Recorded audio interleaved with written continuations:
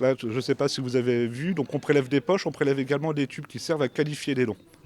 Donc dans la qualification, on fait également le groupe sanguin. Le groupe sanguin est effectivement important parce que les globules rouges, ce sont les compatibilités ABO qui vont s'appliquer. Donc on fait un groupe sanguin sur tous les dons. Pour le plasma, c'est aussi la compatibilité ABO.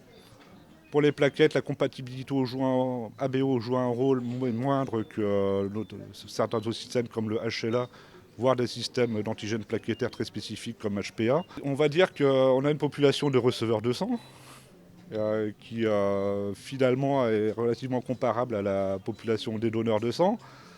On a quand même besoin d'avoir un peu plus de groupes sanguins, de groupes O.